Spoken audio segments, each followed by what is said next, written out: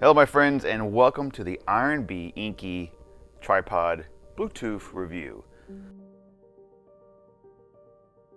So this review is for folks that are looking to either buy the Sony version of this or get a little cheaper but get some extra functionality and go with an off-brand, and this is from Inkee Ironbee. Links are below. Whoop!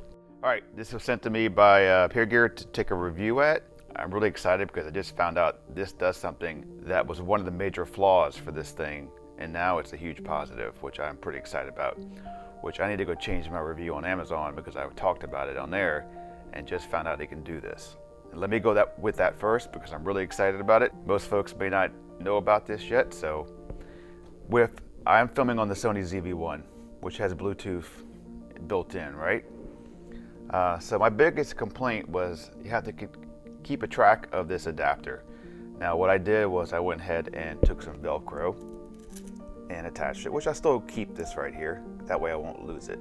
Because the big thing with this, it was the adapter. Why I was complaining was I have to remember to plug it in. And when I plug it in, it turns on my camera. It doesn't allow it to be turned off.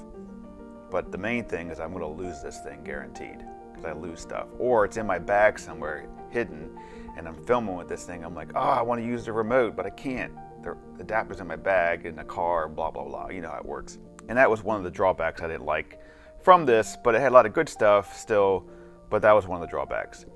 Until I just found out that I don't need this. Nope, with the ZV-1. It works, boom, internally without it. So it uses the Bluetooth. Now, if you folks already knew this, I'm sorry, but I'm excited about that. I will show you here in a minute how you connect this to your camera via the internal menu system with the Sony. You have to go into Bluetooth connection stuff, but it was really easy. It showed up right away. I had to hold the control button and C1 button down together to get it in the pairing mode, and then it paired.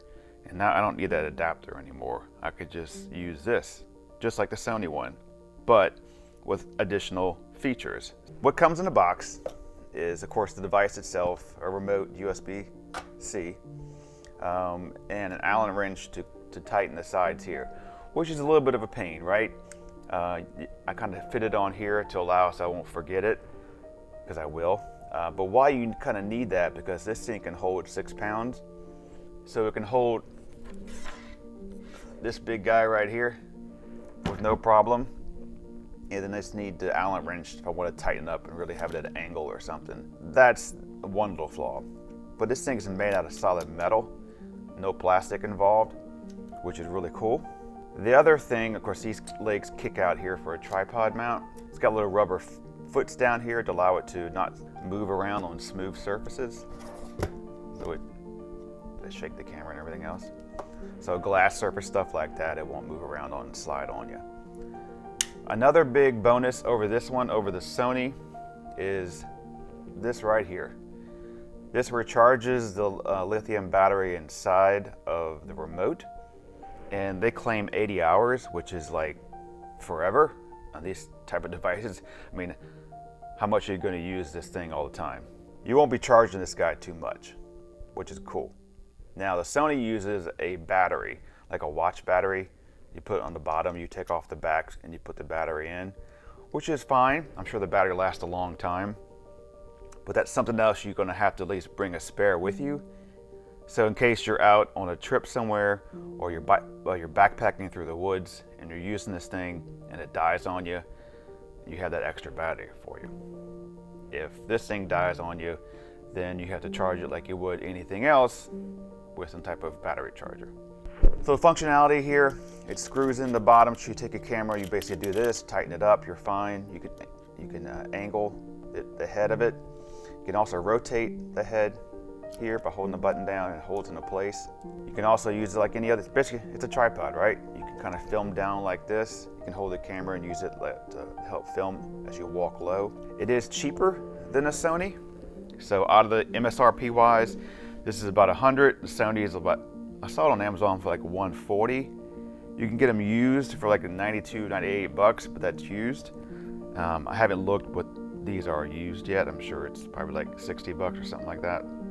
If you have a Sony ZV-1, you have an RX100, you have an RX0 Mark II, then this is something that you want to think about grabbing. Especially if you want to have the functionality of taking a photo, shutter button, and then your C1 button here. These are the same exact setup that Sony's got. So there's nothing here that Sony does not. There's nothing here that Sony has over this one. I'll show you that it does work with the zoom. And back out. That is so cool.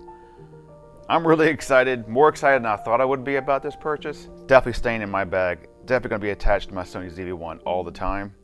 That's no problem. There's also a screw mount on the side here that you can attach other things to. So if you got microphone you want to attach, I mean, you name it, it's got the same tripod screw mount. So if you want to attach this to another tripod, you could do that. I'm not sure what that screw is for. Interesting. See here? There's something else right there you could screw into besides the big hole. That is the Ironbee. Move this out of the way. And I'll put it with my big Sony here just to show you that it does work. I like how you thread it at the bottom. You don't have to twist the camera around. There you go. Big camera, small camera, no problem. Just need to tighten these sides here if you want to make it nice and tight for these type of cameras. I'm gonna try to do this with you right now. I'm not sure if this will work since this is already connected to the ZV-1. I turned this off. I'm gonna try to connect it to the Sony. This is the A7R3. Again, hold down the C1 button and the record button at the same time.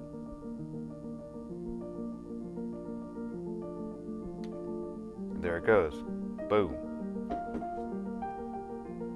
can connect it to that. It says it's paired. I don't know what it does for. I can. Oh. There it goes. Hopefully. All right. Let's see. Drum roll, please. Boom. It works. Take a photo. Ready? Oh. It's the little things in life, guys, that make you happy, right? All right, that is the Ironbee. So you don't need the little adapter guy. Who wants to carry that around? It connects to the camera itself. Again, I have the ZV-1 and the A7R3, so this is not a brand new camera. If you have Bluetooth and remote control set functionality, you can connect it directly and not use the adapter. Whew! I'm happy. I hope you're happy. Links are below. I like this even more now than the Sony because I have the ability to do this and just use the remote itself and not even use this guy. So if I wanted to do that, I can continue to snap away with my little remote here. So I like things that do more than one thing, and this definitely does that. Again, you can put a microphone right here. Isn't that cool? All right, I'm out. See you in the next one.